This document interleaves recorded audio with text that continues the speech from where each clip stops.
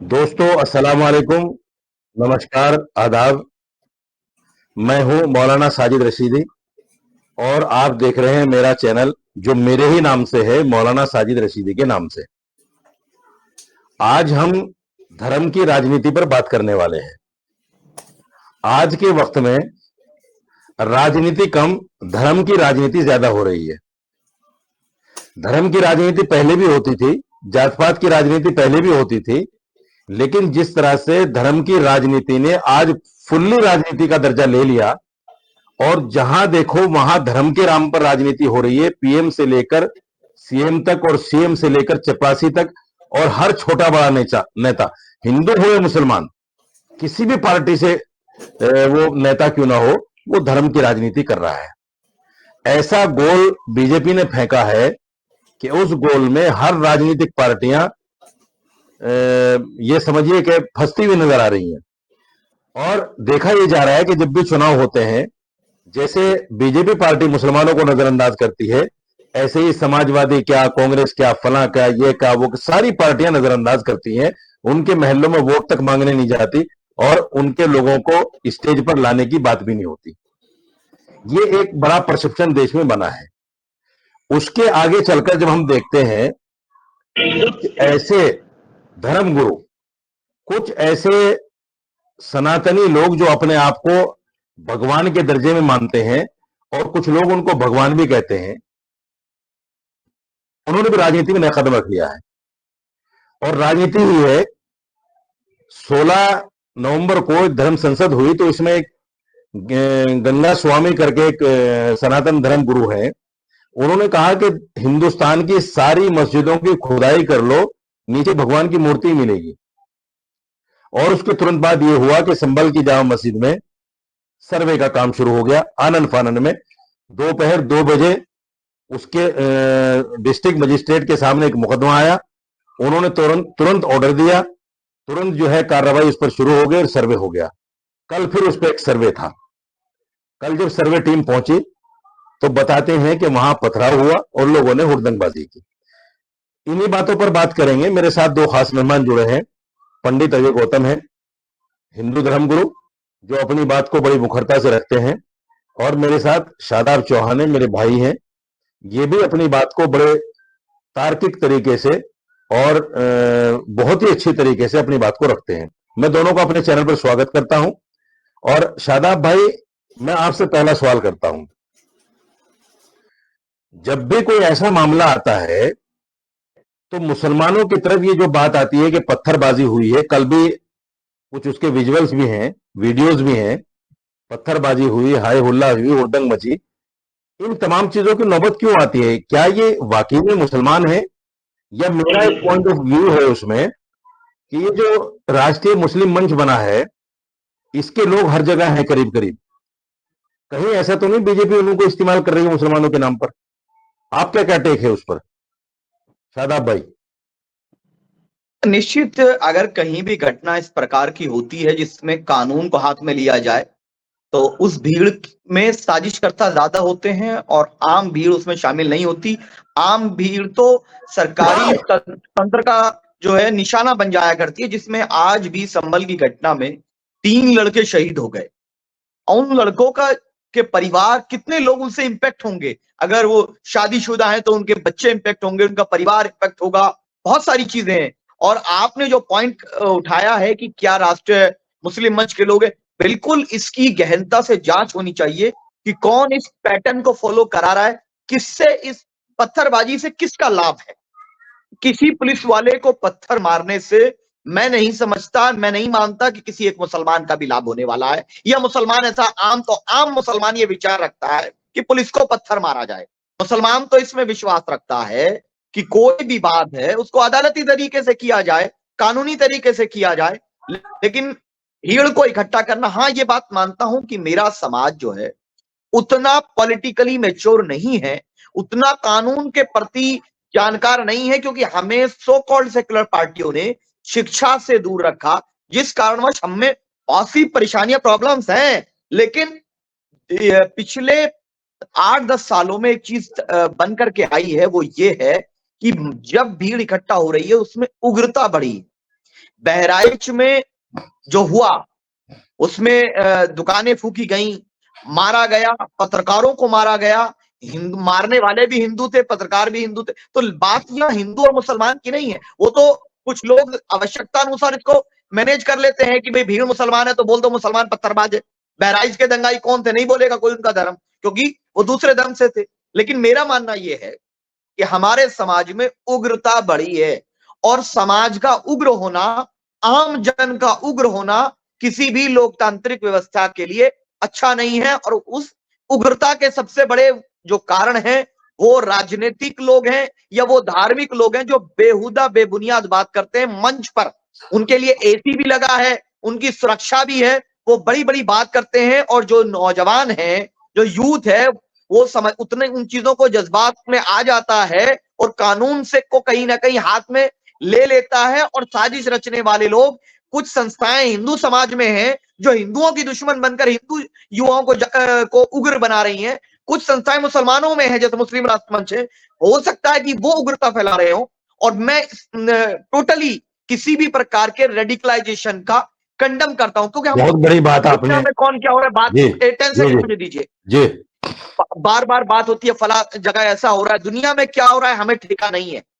हम भारत के लोग हैं, भारत की एकता अखंडता और यहाँ के कानून का पालन करना, उस कानून के अनुसार जीवन यापन करना, और अपनी बात को, अगर पुलिस से हमें विरोध है तो अपनी बात तार्किक तरीके से रखना या उसका विरोध करना हमारा अधिकार है, लेकिन उसका तरीका संवैधानिक होना चाहिए, शांतिप्रिय होना चाहिए।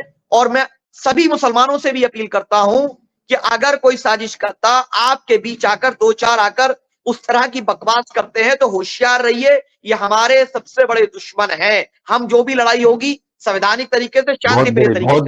बहुत बड़ी बात शादाब भाई आपने कही है। एक बात ये निकल कर आई है कि हमारा जो समाज है वो जिस तरीके से खामोशी के साथ ये सारी चीजें देख रहा था, अब मुझे लगता है, और आपने भी उस बात को पॉइंट आउट किया है, कि हमारे समाज में उग्रता बढ़ रही है या इसको बढ़ाया जा रहा है, क्योंकि इस उग्रता के बढ़ने की वजह से ही उन लोगों को लाभ होगा जो चाहते हैं कि मुसलमान सड़कों पर निकले। मैं पंडित जी आपसे आपके पास आ रहा हूं, और इस सवाल के साथ देखिए, दो चीजें हैं। एक तो हिंदू राष्ट्र, मेरी समझ में एक फलसफा नहीं आता, पीएम से लेकर सीएम से लेकर चपरासी तक, आईएएस आईपीएस से लेकर तमाम मिनिस्टरों तक, सबके सब हिंदू हैं। जितने छोटे मोटे अफसर हैं, जितने जज हैं, सबके सब हिंदू हैं। तो हिंदू राष्ट्र का फलसफा क्या है? और हिंदू राष्ट्र अगर ये देश बन भी गया तो हिंदू राष्ट्र से हिंदुओं को क्या फायदा होगा, मैं आपसे समझना चाहता हूं। देखिए, सबसे पहले मैं आपका धन्यवाद करना चाहता हूँ। आपने मुझे आमंत्रित किया अपने चैनल के ऊपर अपने विचार रखने के लिए। पहले तो अभी शादाब भाई ने जो बातें कही है मैं उससे पूर्णतः डिसएग्री करता हूँ, ये कहते हुए कि मुसलमान जो है वो कभी भी इस तरीके से नहीं करता। मैं कौम पर उंगली नहीं उठा रहा, मैं उस लोगों पर उंगली उठा रहा हूँ जो धर्म के नाम पर इस मुसलमानों को बदनाम करने में लगे हुए। अब समझिए, जहां जहां मुसलमान रहते हैं, समझिएगा वो क्षेत्र संवेदनशील क्यों हो जाता है? आप मुझे बताइए, जहां हिंदू रहते हैं कभी सुना है कि ये क्षेत्र संवेदनशील हो? सर देखिए सर, पंडित जी, मैं इस पर अभी बात नहीं करूंगा। मैंने आपसे जो सवाल किया उस पर मुझे जवाब दीजिए। नहीं, मैं उस पर जवाब इसको थोड़ा सा साइड रखते हैं, इस पर डिबेट करेंगे हम। ठीक, चलिए ठीक है, मैं इस पर जवाब देता हूँ। और दूसरी बात मैं यही कहना चाहूंगा कि बिल्कुल बात ठीक है। देखिए, जैसे रसगुल्ला है, अब रसगुल्ले के को हम जरूरी नहीं है घोषित करेंगे मीठा तभी मीठा होता है। ये हिंदू राष्ट्र और राम राज्य है, ये जो दो शब्द हैं जो साथ साथ चले हमेशा। महात्मा गांधी की भी थ्योरी में देखेंगे तो उन्होंने भी राम राज्य की वकालत करी, हिंदू राष्ट्र की वकालत नहीं करी। हमारा ये मानना है कि यहाँ देश में सर्वोच्च पद से लेके और न्यूनतम पद के ऊपर हिंदू हैं, मेजोरिटी में हिंदू हैं। ये सच्चाई है, वास्तविकता है। हिंदू राष्ट्र की जो परिकल्पना है, हिंदू राष्ट्र की परिकल्पना इसलिए है मात्र कि जहां सभी लोग, जहां सनातन धर्म को मानने वाले लोग अपनी पूजा पद्धति को बचा सके, अपनी बेटी को बचा सके और अपनी रोटी को बचा सके और अपनी गौ माता को बचा सके, यहाँ हिंदू राष्ट्र की परिकल्पना की बात आई तो इसलिए आई। अगर सनातन धर्म के अंदर लड़कियों के साथ लव जिहाद नहीं होता तो हिंदू राष्ट्र की बात नहीं उठती। अगर खाने पीने की चीजों के अंदर चाहे कुछ ही लोग करते हैं, कोई थूक रहा है, कोई कुछ कर रहा है, ये बात नहीं होती तो ये हिंदू राष्ट्र की बात नहीं उठती। अगर हमारे मंदिरों को जिस तरीके से खंडित किया जाता है, राम नवमी पर पथराव किया जाता है, दुर्गा पंडाल को चाहे हैदराबाद की बात कर लीजिए या कलकत्ता की बात कर लीजिए, वहां जाके दुर्गा पंडालों में तोड़ फोड़ करी जाती है, तो हिंदू राष्ट्र की बात नहीं होती। हिंदू राष्ट्र का मतलब ये नहीं है। पंडित जी, एक काउंटर क्वेश्चन। जी। आपने लव जिहाद की बात करी। 2018 में बीजेपी के एक मिनिस्टर ने पार्लियामेंट में खड़े होकर ये कहा कि लव जिहाद जैसी कोई चीज अभी तक किसी भी एजेंसी से हमारे सामने नहीं आई। और मैं ये कहता हूं कि आज तक भी बीजेपी सरकार इस बात को साबित नहीं कर पाई कि लव जिहाद, लैंड जिहाद, फला जिहाद, ये जिहाद, वो जिहाद देश के अंदर कोई चीज है। तो सरकार जब साबित नहीं कर पाई तो ये फार्मूला कहां से आया? देखिए, रही बात भारतीय जनता पार्टी की, तो मैं आपको बता दूं, भारतीय जनता पार्टी एक मुसलमानों की पैरोकार पार्टी है। ये मेरा अपना निजी तौर पर मानना है। वो इसलिए मानना है, तो बहुत बड़ी बात कह दी आपने। हाँ, नहीं, आप एक बात समझिए, मुसलमानों की लड़की अगर ग्रेजुएशन करेगी तो उसको 1 लाख रुपए की स्कॉलरशिप मिलेगी, हिंदू की लड़की को नहीं मिलेगी। ये बता दीजिए स्कीम कौन लेकर आया? मिनिस्ट्री ऑफ माइनॉरिटी अफेयर जो बनाने वाला है, वाजपेयी साहब की सरकार के अंदर प्रस्ताव आया था, मिनिस्ट्री ऑफ माइनॉरिटी अफेयर बनाने वाले कौन? लाहौर जाके बस लेके जाने वाले कौन? आप मुझे बता दीजिए, जितना जो मिनिस्ट्री ऑफ माइनॉरिटी अफेयर से लेके बाकी सब चीजों में जो बजट था, जो कभी 500 करोड़ था, 4000 करोड़ करने वाला कौन? भारतीय जनता पार्टी तो है। आप मुझे बता दीजिए।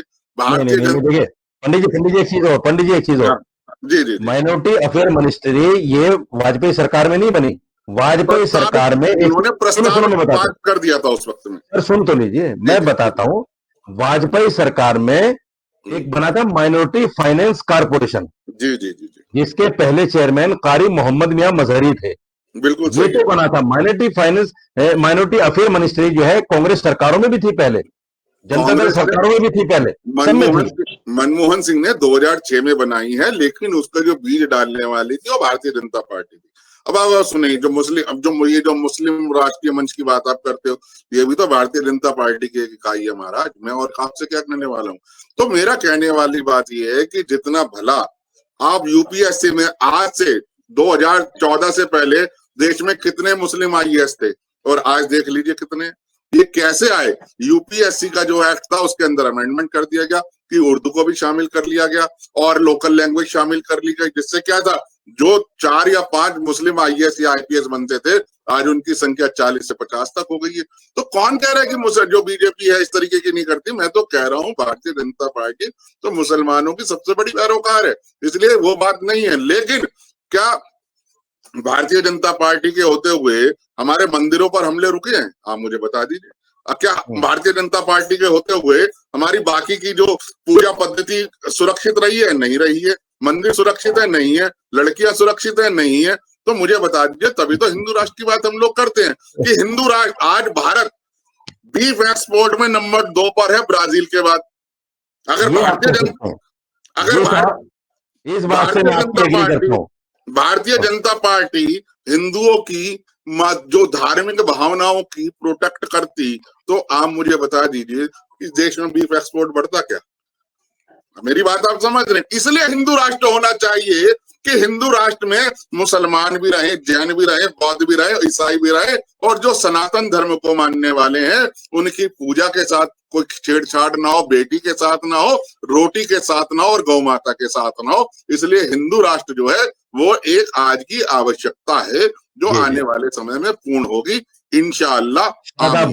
शादाब भाई, देखिए पंडित जी ने 2-3 मुद्दे बड़े मुखरता से उठाए। हालांकि मैं जहां तक अपनी राय रखता हूं, एक बात में तो इनकी दम है कि भाई बीफ एक्सपोर्ट जो है बीजेपी सरकार में बढ़ा है और बढ़ता ही जा रहा है, गाय का मांस। दूसरे ये है कि गाय को जैसे माता मानने वाली बात है, वो कहीं माता है और कहीं माता नहीं, कहीं उसको बाकायदा सरकारों की तरफ से परोसा जाता है। लेकिन जैसे उन्होंने कहा कि बीजेपी सरकार मुसलमानों की फेवर में है और मुस्लिम सपोर्टर पार्टी है, हिंदू सपोर्टर पार्टी नहीं है, तो क्या आप भी इससे इत्तेफाक रखते हैं?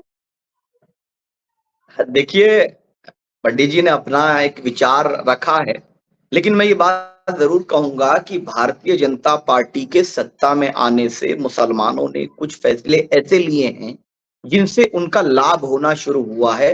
तो इस तरीके से इनडायरेक्टली अगर बहुत से हमारे नुकसान हैं, हमारे घरों पर हमले हैं, हमारी इबादत गाहों पर हमले हैं, हमारी जान पर हमला है, रेडिकलाइजेशन हमारे खिलाफ बढ़ा है, तो एक प्लस पॉइंट ये है जो पंडित जी ने बात कही कि जब मुसलमान को ये महसूस हुआ कि ये सेकुलर पार्टीज आने आपको शिक्षा से दूर रखा और शिक्षा महत्वपूर्ण है जीवन यापन के लिए, अपने अधिकारों के लिए, तो 2014 नहीं बल्कि और पहले से 2010-11 से मुसलमानों ने आईएएस पीसीएस सरकारी नौकरी के लिए प्रयास करने शुरू हुए, शिक्षा के क्षेत्र में सुधार हुआ। और उत्तर प्रदेश में जब से भाजपा की सरकार आई है तो मुसलमानों में जो लोकल थानों के दलाल हुआ करते थे उनमें कमी आई है और आपसी विवाद कम हुए हैं। इस बारे में कहा जाएगा तो भाजपा की सरकार का ये फायदा तो मुसलमानों को हुआ है कि वो थाने में कहीं ना कहीं जो आपसी झगड़ों को बहुत बड़ी नाक की लड़ाई बना करके एक दूसरे की तबाही के षड्यंत्र रचा करते थे और दलाल पैसे लिया करते थे, वो तो कम हुआ है,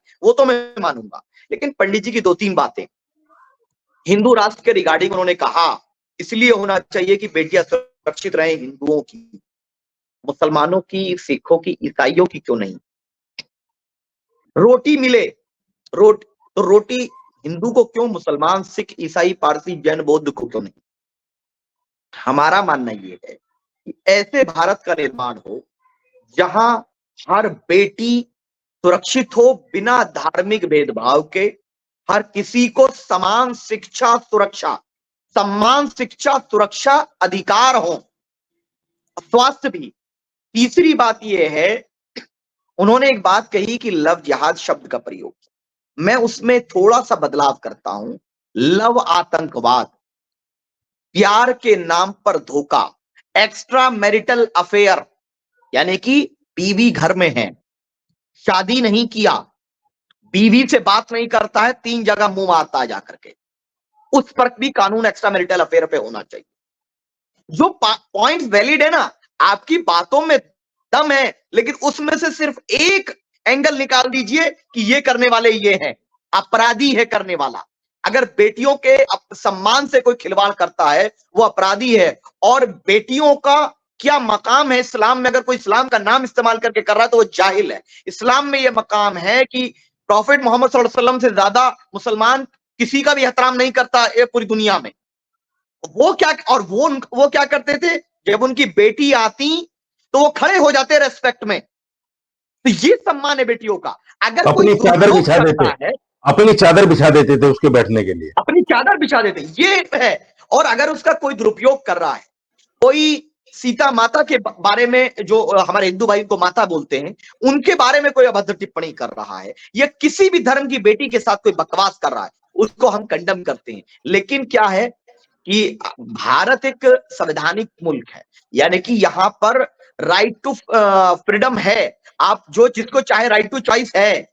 अगर कोई बेटी किसी मुसलमान को चुनती है, क्या किसी हिंदू को चुनती है, किसी व्हाटएवर जिसको भी चुनती है, उसको कोई नहीं रोक सकता, क्योंकि बात के साथ मैं तो ये हमारा मानना तो ये है कि जो वेस्ट कल्चर आया है, और पंडित जी मैं मानता हूं मेरी बात से 100% सहमत होंगे इस बात पे, जो वेस्टर्न कल्चर आया है ना, जिसका इस्लाम से कोई लेना देना है न सनातन से कोई लेना देना, उसने दोनों को तबाह किया है।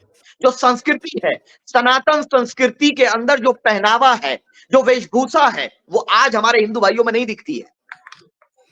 और वो सबसे बड़ा कारण है बिगाड़ पैदा होने का, वो सबसे बड़ा कारण है। हमें ऐसा लगता है कि जब हम स्कर्ट पहनेंगे तभी हम मॉडर्न कहलाएंगे।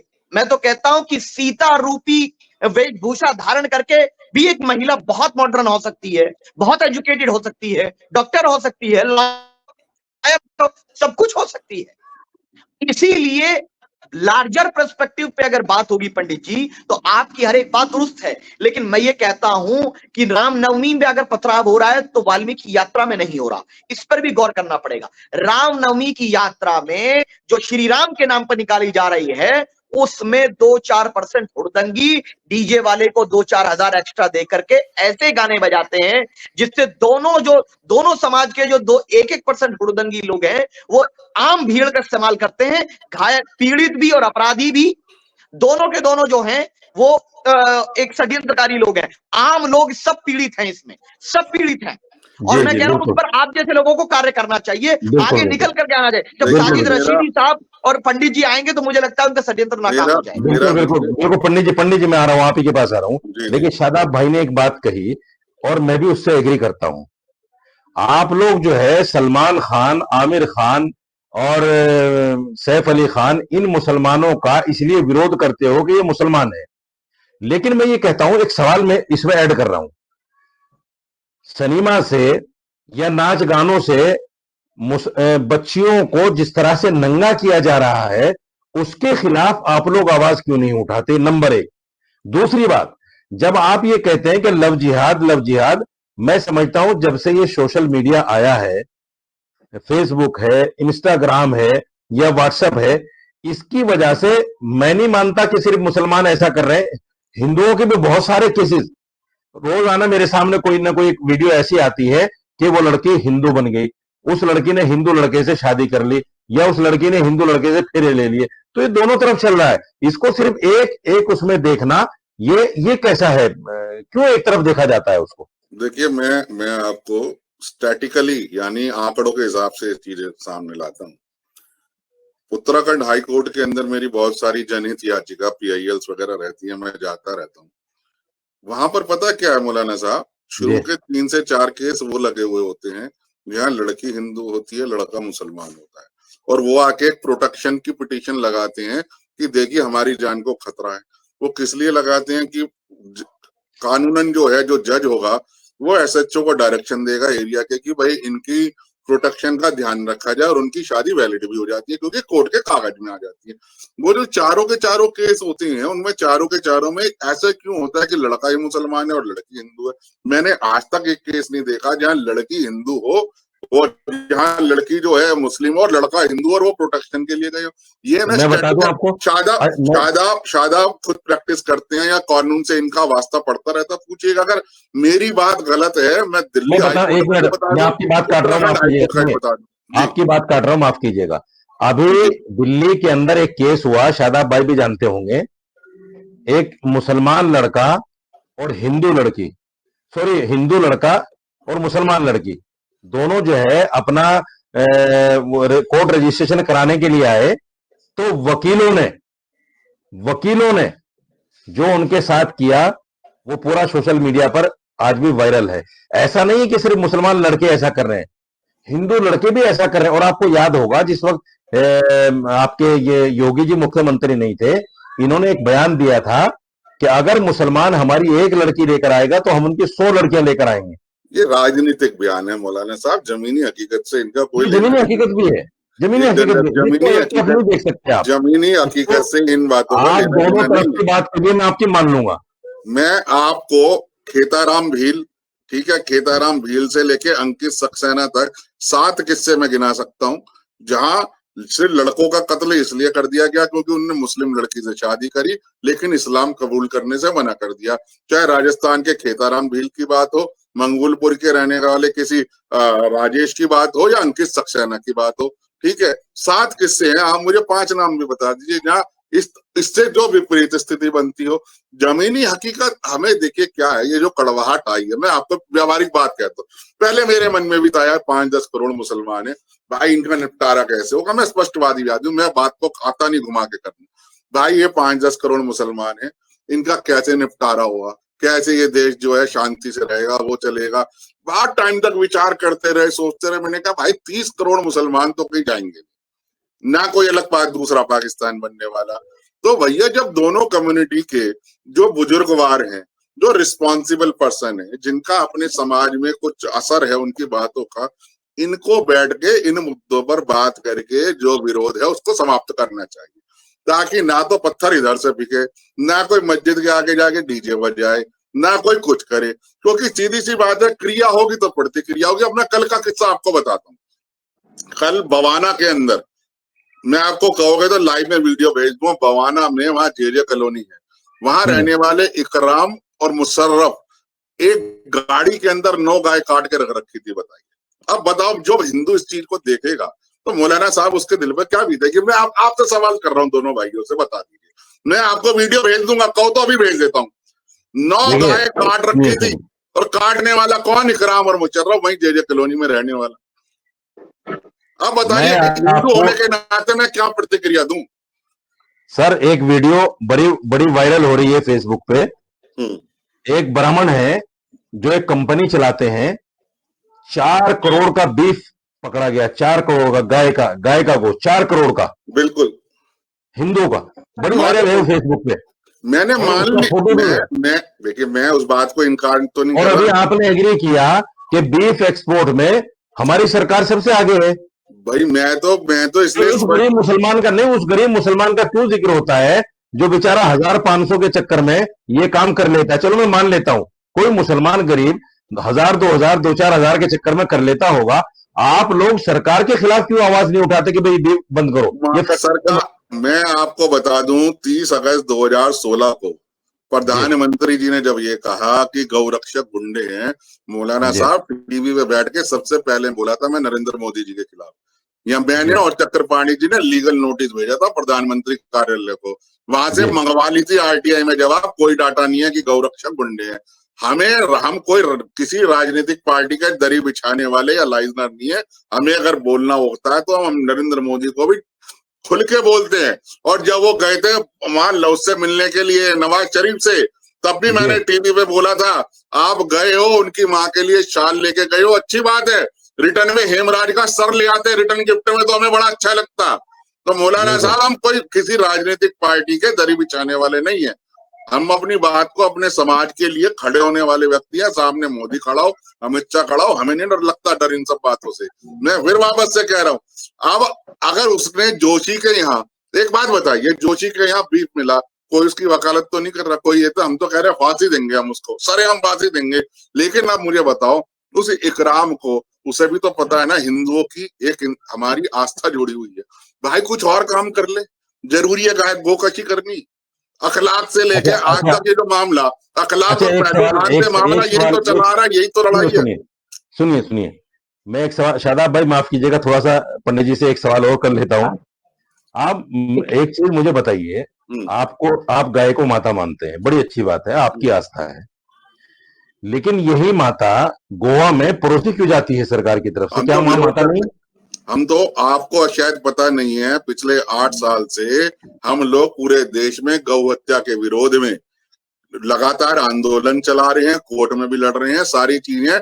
दिल्ली हाई कोर्ट में मामला पेंडिंग है, WPC 1149/20222649/2023 में आपको नंबर दे रहा हूँ रिट पिटीशन का।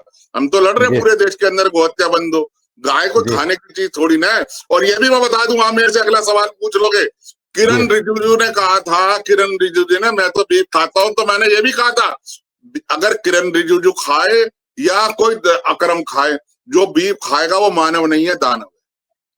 मौलाना साहब हम लोग डरते नहीं। हिंदूवादी सरकार, तो ये हिंदूवादी सरकार किरण रिजिजू को, मुस्लिम परस्त सरकार है, क्यों हटाती भाई? मुस्लिम परस्त सरकार है हमारा, आप लोगों की सरकार है, हमारा तो एक काम नहीं हुआ।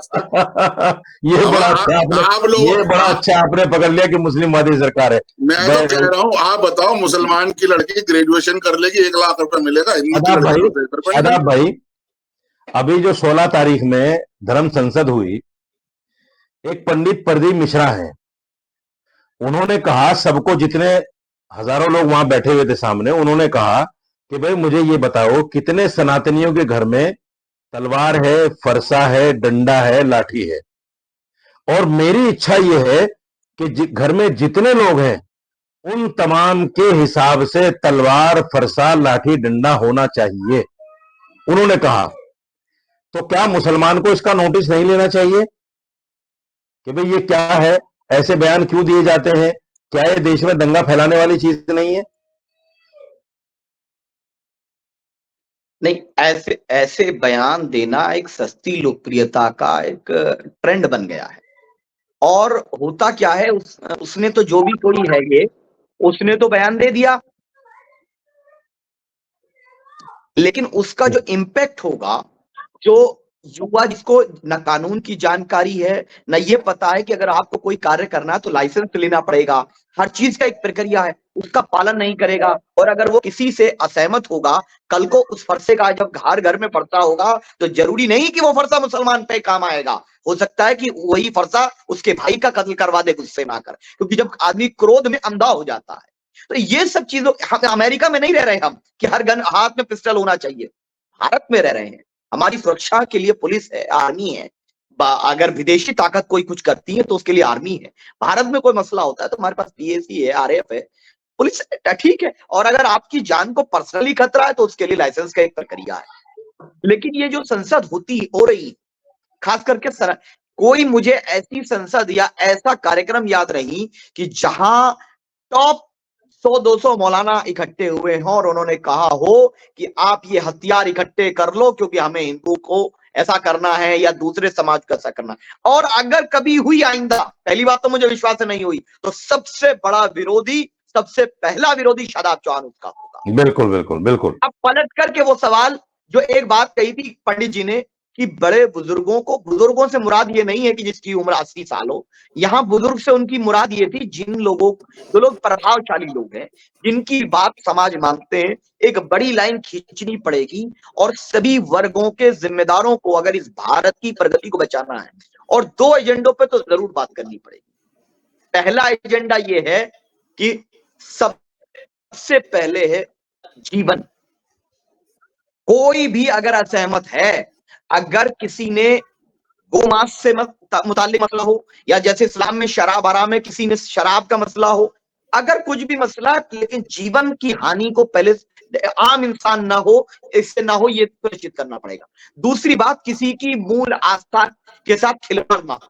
मूल आस्था इस्लाम की क्या है, ये हमारे उलमा इकराम बताएंगे, और सनातन धर्म की क्या बात है, ये मूल आस्था क्या है, ये आचार्य बताएंगे, पंडित बताएंगे।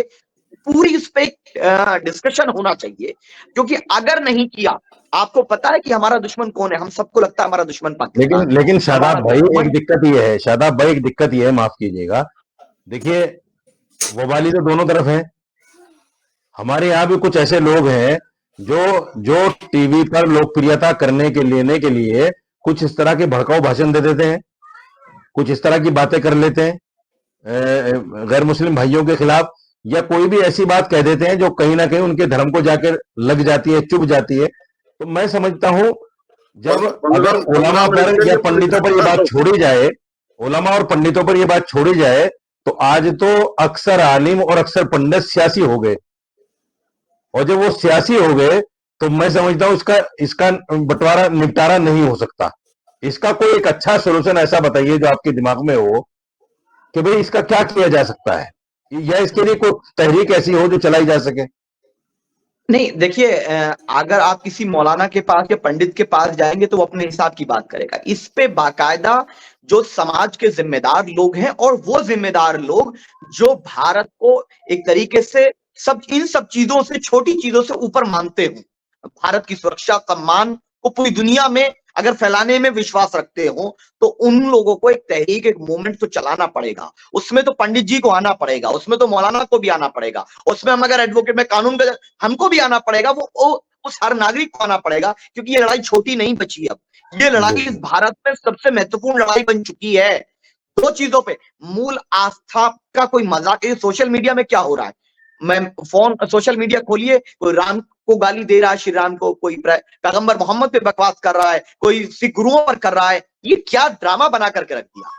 हम तो वो देश हैं कि जब नमाज पढ़ी जाए तो हिंदू भाई कह रहे नहीं, शांति से, और अगर कहीं हमारे हिंदू भाई कोई कार्यक्रम कर रहे हैं, मुसलमान साइड से होकर कल, ये भारत की पहचान है। और जब तक ये रहेगी तब तक हम विदेशी ताकतों का मुकाबला करेंगे। अमेरिका और चाइना नहीं चाहता कि भारत के लोग शांति से रहें, और जो लोग शांति भंग करते हैं वो लोग अमेरिका, चाइना और विदेशी ताकतों के एजेंडे में।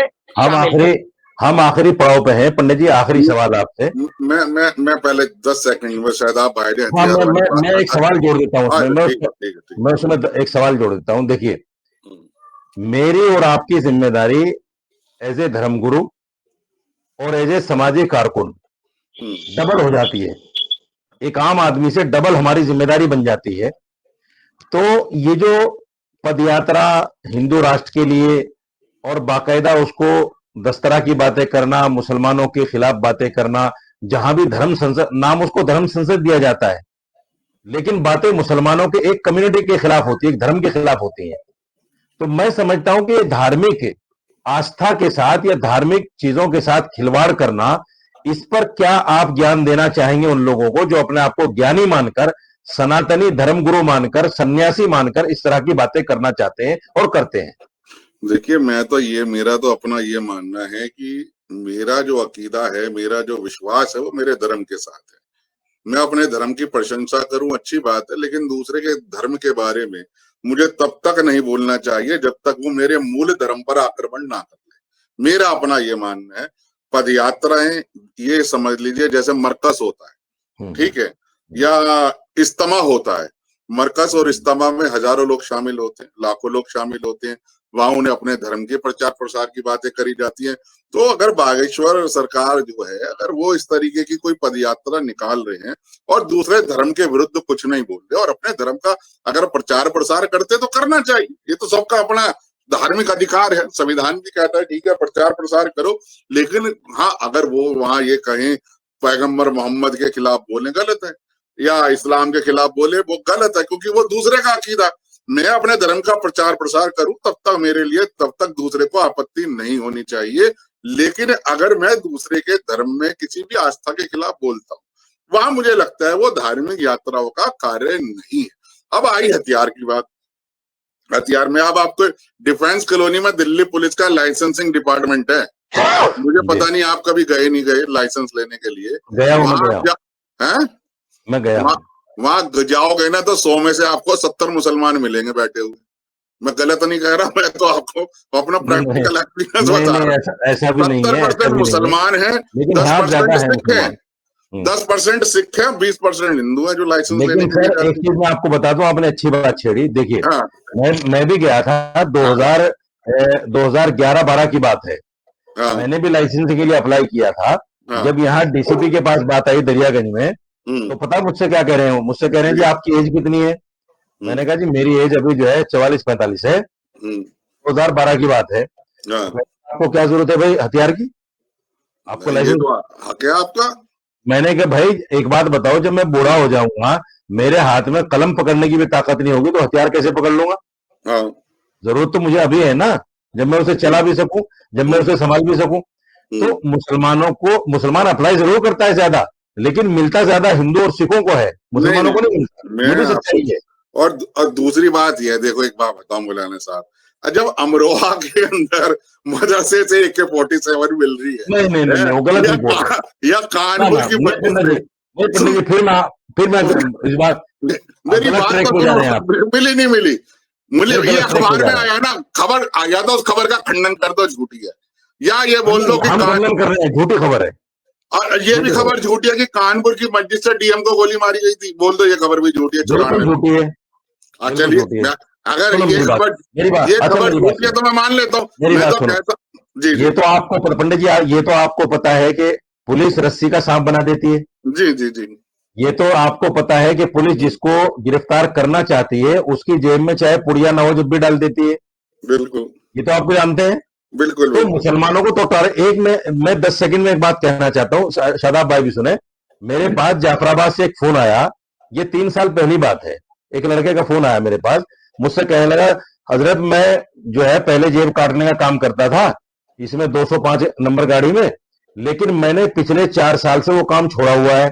लेकिन एक फला नाम का एएसआई है, वो मुझे जो है रोजाना फोन करता है कि भाई तू क्यों नहीं कर रहा है इस काम को, क्यों छोड़ दिया तूने इस काम को? सही बात। तो मैंने उससे कहा तो मुझे उसका नंबर दे। मैंने उसका नंबर लिया, उससे मैंने बात की और मैंने उससे कहा, मैंने कहा आज के बाद अगर तूने उस पर फोन कर दिया मैं तेरी नौकरी खा जाऊंगा। ये क्या तरीका है? एक आदमी जब पराचित कर रहा है, तौबा कर रहा है अपने गलत काम से, तू चाहता है तो अपने हफ्ते के लिए फिर उसको गलत उसमें लाइन में धकेल रहा है। ये बात आप मानेंगे कि कहीं ना कहीं शासन प्रशासन का भी इसमें रोल है कि कुछ लोगों को गलत तरीके पे, गलत लाइन पे लाया जाए। ये तो आप मानते होंगे। ये तो है, मुसलमान ज्यादा है क्योंकि मुसलमानों में बेरोजगारी, अनएजुकेटेड है मुसलमान। नहीं शादाब भाई, अब मैं तो कहूंगा शादाब भाई स्कूल चला शुरू करें इस तरीके का, बड़ी रोशनी स्कूल, जिसमें सभी को शिक्षा मिल सके। हम सहयोग करेंगे और आप दोबारा लाइसेंस अप्लाई करो, मैं आपका लाइसेंस बनवा के दूंगा, गारंटी से कह रहा हूँ। आप दोबारा अप्लाई कर दो। मैं अप्लाई करता हूँ, बहुत अच्छी बात है। दोबारा अप्लाई करो, क्योंकि लाइसेंस होना जरूरी है। धर्मगुरुओं के पास नहीं होगा तो किसके पास होगा बताओ? नहीं, बिल्कुल बिल्कुल भाई। अब आपको पता है आचार्य विक्रमादित्य ने एक मौलाना को थप्पड़ मार दिया था टीवी पे। अरे वो तो उनका प्यार है आपस में, वो तो पहले एक बार ही करते रहते हैं। अच्छा चलिए, आखिरी सवाल शादाब भाई का आखिरी सवाल। चलिए, ये तो हमारी आपस की मजाक की बातें हो गई। जैसे पंडित जी ने कहा, पंडित जी ने बहुत अच्छी बातें कही लास्ट में कि देखो, धर्म यात्रा, धर्म का प्रचार प्रसार ये संवैधानिक अधिकार है और जितने भी हिंदुस्तानी नागरिक हैं सबका अधिकार है कि अपने धर्म का प्रचार प्रसार करो, अपने एजुकेशनल इदारे खोलो और जो भी चाहे धर्म के नाम पर करो, मतलब गलत ना हो, सही ट्रैक पर संवैधानिक तरीके पर कुछ भी कर सकते हैं। पद यात्रा अगर निकल रही है, हमें उससे कोई दिक्कत नहीं है। लेकिन ये सच्चाई है कि जिस तरह बागेश्वर धाम कई बातें ऐसी कह देते हैं, क्योंकि वो लाइमलाइट में तो जो भी आते हैं जो मुसलमानों के खिलाफ कुछ ना कुछ कहते हैं। भाई अगर वो सिर्फ पदयात्रा निकालें और हिंदू राष्ट्र की बात करें, हमें कोई दिक्कत नहीं है, निकाले और बनाए हिंदू राष्ट्र अगर बन सकता हो। लेकिन मुसलमानों को भी क्या इस पर काम करने की जरूरत नहीं है कि भाई जिस तरह लोग भड़काना चाहते हैं हम उनके भड़कावे में आ क्यों जाते हैं? संभल का मामला हमारे सामने है और कई सारे उदाहरण इस तरह के हैं जब हमें बाकायदा बदनाम किया जाता है ये कहकर रामनवमी पर ये फला पर जब पथराव होता है तो हमें रुकना क्यों नहीं चाहिए उस काम से? नहीं, देखिए मैंने पहले ही ये बात कही थी मौलाना साहब की ऐसा नहीं है कि आम हिंदू या आम मुसलमान ही करता है। जब रामनवमी की यात्रा निकल रही होती है तो एक वो अपनी ऊर्जा से ओतप्रोत रहते हैं। उस ऊर्जा का गलत प्रयोग करने के लिए डीजे में गाना बजा दिया ऐसा जिससे कि अब सामने वाले, हम लोग हिंदुस्तानी लोग हैं, हम सबका, देखो मैं प्रैक्टिकल बात कर रहा हूँ, कानूनी तौर पे किसी को भी कानून हाथ में नहीं लेना चाहिए, लेकिन एक्चुअल ये चीज है, मानना पड़ेगा कि भारतीय लोगों का खून गर्म है। अगर सामने से गाली दोगे तो वो ये नहीं कहेगा ओके सर मैं अदालत को जाता हूं, वो अगर उसमें हिम्मत होगी पहले जवाब देगा फिर बाद में जाएगा। ये एक है भारत का, ये है ब्लड में, उसको नहीं कर सकते। एक मिसाल तो है, मैं एक मिसाल दे देता हूँ आपको। एक मिसाल है गांव देहात की, जो रांड तो रह जाएगा, रंड में रहने दें। लेकिन राजनीति के लोग चैन से रहने दें। अगर शादाब भाई कह रहा हूँ इस बात को, शादाब जी मौलाना साहब 10 सेकंड ही मैं कह रहा हूँ। अगर सपोज करिए रामनवमी में एक पक्ष ने गलती कर दी, मैंने मान लिया मस्जिद के आगे जाके कुछ ऐसी चीज नहीं करनी चाहिए जो उस धर्म के विरुद्ध हो, मान लिया, तो जरूरी थोड़ी ना उसी वक्त म्यान से तलवार निकाल ली है।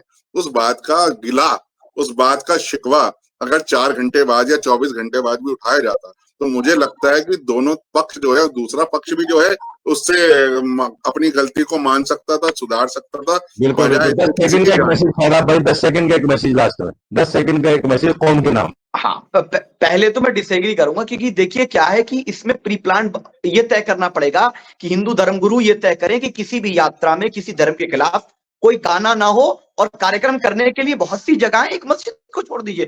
दूसरी बात, पूरे देश को मैं एक संदेश देना चाहता हूं मौलाना साहब कि अगर भारत को 21वीं सदी में उन्नतिशील और प्रगतिशील भारत बनाना है तो यह सुनिश्चित करना पड़ेगा कि भारत का हर नागरिक हमारा भाई है, और अगर वो कोई अपराध करता है तो वो अपराधी है, वो कोई और नहीं है, और अपराधी के साथ कानूनी तरीके से पेश आइए, कानून को हाथ में मत लीजिए। 21वीं सदी में जहां साइबर क्राइम, साइबर हमले होने वाले हैं, आने वाले टाइम में भारत पे बहुत से साइबर हमले होंगे, बहुत सी और परेशानी आएंगी, ऐसे समय में देश को एकजुट होना होगा, खास करके धर्मगुरुओं से, कि ये बीड़ा आपको उठाना पड़ेगा कि जो उग्रता उधर फैलाई जा रही है उसको रोके, और इधर से अगर कोई करेगा तो हम उसके लिए हम तैयार। आपकी आवाज चली गई मौलाना साहब। डिबेट का निष्कर्ष ये निकला कि देश में नफरत फैलाने के लिए जिस तरह की पदयात्राएं हो रही हैं, ये पदयात्राएं नफरत फैलाने के लिए नहीं हो सकती।